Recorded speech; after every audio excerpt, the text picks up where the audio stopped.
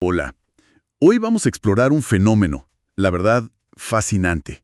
Algo que está pasando justo donde se cruzan varias disciplinas de punta. Sí, Podríamos llamarlo quizás un renacimiento cognitivo. Hay que aclarar, eso sí, que no es un término académico oficial, ¿eh? claro, es más bien una etiqueta útil. Exacto. Una etiqueta que nos sirve para describir cómo la neurociencia, la inteligencia artificial, la IA y las ciencias cognitivas, bueno, cómo están convergiendo. Y de formas muy inesperadas. Totalmente. Y ya están cambiando la manera en que pensamos, cómo aprendemos, incluso cómo trabajamos. Ya lo estamos viendo. Para meterlos de lleno en esto, vamos a usar fuentes diversas, desde investigación científica pura y dura, publicada en revistas como Nature o Cell, hasta informes sobre tecnología, educación, de organismos como UNESCO, el Foro Económico Mundial, y bueno, trabajos de institutos centrados en IA, como el de Stanford. Una visión amplia. Esa es la idea. La misión hoy es desentrañar esta convergencia, entender qué implica. Ok, vamos a desglosar esto. Y es un momento, la verdad, muy oportuno para hablar de esto, justo ahora. ¿Por qué ahora específicamente? Pues por la velocidad. La velocidad de los avances, sobre todo en IA, es asombrosa. Sí, va muy rápido. Y no hablamos solo de herramientas nuevas que automatizan tareas, ¿eh? Estamos hablando de tecnologías que empiezan a meterse en nuestros procesos de pensamiento. A integrarse. Exacto. Potencialmente rediseñando los entornos, los instrumentos que usamos para aumentar nuestras propias capacidades cognitivas. Entender esto ahora yo diría que es crucial. Nos afecta a todos. Totalmente de acuerdo. Empecemos por la base, si te parece.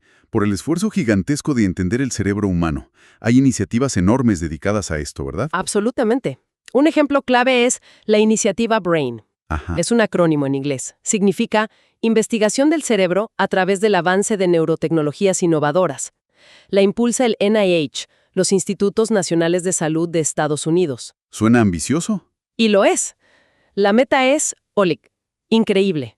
Desarrollar y aplicar tecnologías nuevas para mapear los circuitos del cerebro. Mapearlos. Sí, y entender cómo esos circuitos generan nuestros pensamientos, emociones, conductas. Es como intentar crear el atlas más detallado que exista de la máquina más compleja que conocemos, el cerebro. Un atlas del cerebro. Y entiendo que mucho de este avance viene porque el conocimiento se comparte más, ¿no? Más abiertamente. Así es. La ciencia abierta es fundamental aquí. Tenemos recursos extraordinarios como el Allen Brain Atlas. He oído hablar de él. Ofrece mapas súper detallados de la estructura del cerebro, la expresión de los genes y todo disponible públicamente. Increíble. O plataformas como OpenNeuro. Ahí investigadores de todo el mundo pueden compartir datos de neuroimagen. Resonancias magnéticas funcionales, por ejemplo. Eso acelera todo, imagino. Muchísimo. Acelera el descubrimiento de una manera que antes, era impensable. Fomenta la colaboración a nivel global. Ok, entonces, tenemos este mapa del cerebro cada vez más fino, más detallado. ¿Cómo cambia eso nuestra comprensión del pensamiento, la memoria? Ahí está lo fascinante. Cómo este conocimiento neurocientífico, este cableado del cerebro que empezamos a entender mejor. El hardware, digamos. Exacto, el hardware biológico. Cómo eso alimenta y a la vez pone a prueba nuestros modelos cognitivos, las teorías sobre cómo funciona la mente. Ajá. Nos permite pasar de teorías más abstractas sobre la percepción, el aprendizaje o la memoria, a hipótesis mucho más concretas, sobre los mecanismos neuronales que hay debajo. Dame un ejemplo. Bueno, por ejemplo, entender cómo se forman y se recuperan los recuerdos a nivel de la sinapsis. Ok. Nos da una base biológica real para evaluar qué estrategias de aprendizaje funcionan de verdad y cuáles no tanto. Claro. Es como tender un puente entre el hardware, el cerebro, y el software, la mente. Nos da una perspectiva más sólida de nuestras capacidades, sí, pero, ojo, también de nuestras limitaciones, las que traemos de fábrica, digamos. Hablando de limitaciones, eso me lleva a una idea que siempre me ha parecido, potente, aunque un poco rara al principio, que la cognición no está solo dentro de la cabeza. Ah, ¿te refieres a la teoría de la mente extendida? Esa misma. Sí, la propusieron originalmente dos filósofos, Andy Clark y David Chalmers, allá por finales de los 90. ¿Y qué dice exactamente? Bueno, su argumento central es que los objetos externos, piensa en un cuaderno de notas, una calculadora o, hoy, claro, un smartphone. Mi celular, vamos. Exacto. Pueden acoplarse tan íntimamente a nuestros procesos mentales que se vuelven funcionalmente parte de nuestra maquinaria cognitiva. O sea, no es solo una ayuda, acción y la busco en el mapa del teléfono. En ese momento el teléfono es parte de mi memoria. Esa es la idea central, sí. Y no es una idea aislada, ¿eh? Hay otros en esa línea. Edwin Hutchings, por ejemplo, un antropólogo cognitivo. ¿Qué estudió él? Estudió la navegación marítima, entre otras cosas, y desarrolló el concepto de cognición en la naturaleza, cognition in the wild. Interesante. Demostró que la cognición que se necesita para llevar un barco a puerto no está solo en la cabeza del capitán ni de nadie en particular. Entonces, ¿dónde está? Está distribuida. Distribuida entre la tripulación, sus herramientas, las cartas náuticas, los compases y el propio entorno físico. ¡Wow! Y de forma más amplia, investigadores como James Holland, el propio Hutchins, David Kirsch, hablan de cognición distribuida. Analizan cómo en sistemas complejos, piensa en la cabina de un avión o un equipo de diseño trabajando juntos con pizarras. Sí, entiendo.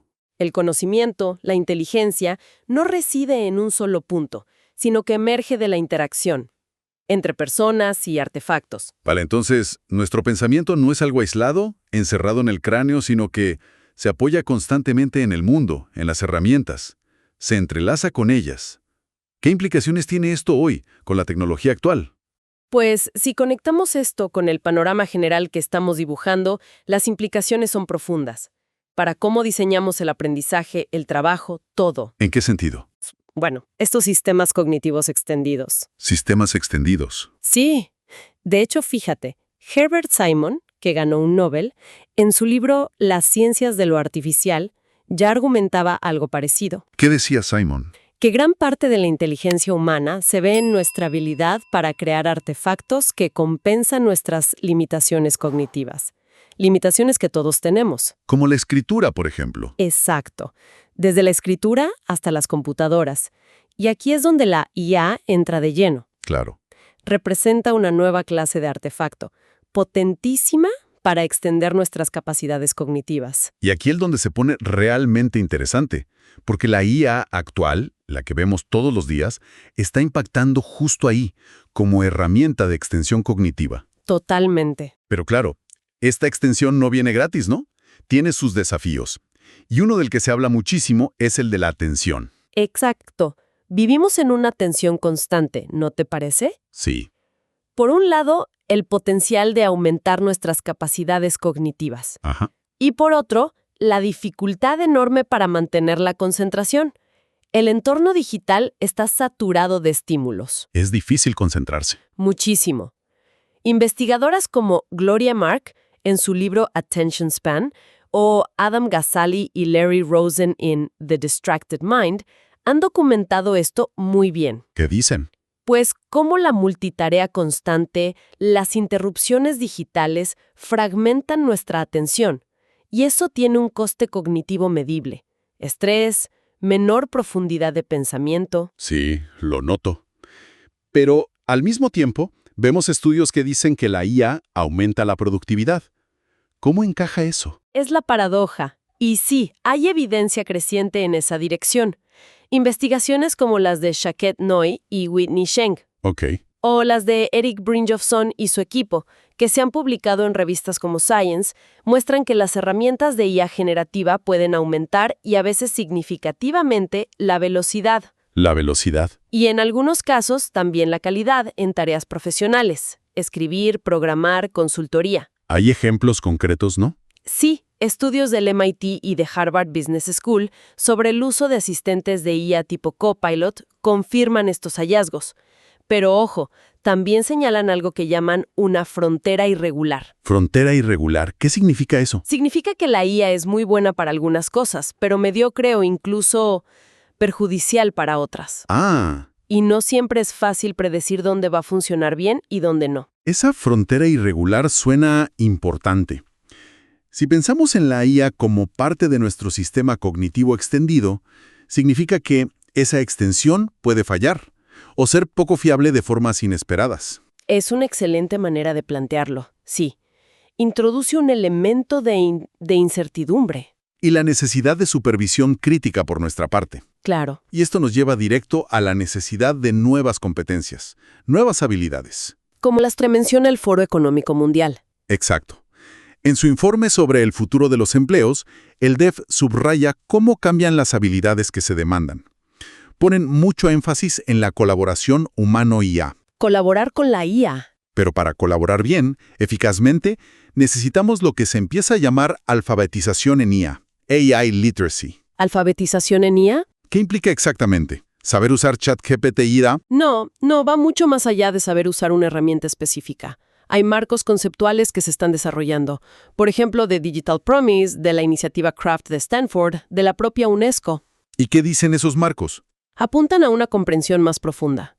Entender los principios básicos de cómo funcionan estos sistemas, sin necesidad de ser ingeniero, ¿eh? Vale. Conocer sus capacidades, sí, pero también sus limitaciones. Ser consciente de los posibles sesgos que pueden tener. Los sesgos en los datos, por ejemplo. Exacto. Sesgos en los datos, en los algoritmos y, sobre todo, ser capaz de evaluar críticamente la información o las sugerencias que te da la IA. O sea, no creerle ciegamente. Fundamental. Es una habilidad clave para navegar el mundo que viene. Entender la herramienta, no solo operarla. Y supongo que eso también vale para cómo se diseñan estas herramientas, ¿no? Fundamental. El diseño de la interfaz, de la interacción con la IA, tiene que tener en cuenta nuestras capacidades. Y nuestras limitaciones cognitivas. Exacto. Conceptos como la carga cognitiva, cuánto esfuerzo mental te pide una tarea, son cruciales en el diseño de experiencia de usuario, en UX. Lo saben bien expertos como los del Nielsen Norman Group. Claro. ¿Cómo te presento la información para que sea fácil de procesar? ¿Cómo evito sobrecargar tu memoria de trabajo? Principios de diseño basados en cómo funciona la mente, como los que explican Jeff Johnson en Designing with the Mind in Mind o el clásico Donald Norman en The Design of Everyday Things. Libros clave. Son más relevantes que nunca. Se trata de aplicar la ergonomía cognitiva, así la define la Asociación Internacional de Ergonomía, a nuestra interacción con estas nuevas inteligencias. Todo esto nos lleva a una pregunta central, ¿no? Si nuestras herramientas cognitivas cambian tan rápido, ¿cómo podemos aprender mejor? ¿Cómo aprender de manera más efectiva en esta nueva era? Afortunadamente, ahí las ciencias cognitivas nos dan principios sólidos, bien investigados, sobre cómo funciona el aprendizaje que dura, el aprendizaje profundo. Como los del libro Make It Stick. Exacto, apréndetelo, en la edición española. Popularizó muchas de estas ideas. Hablamos de estrategias que para muchos son como contraintuitivas. Pero muy efectivas. ¿Por ejemplo?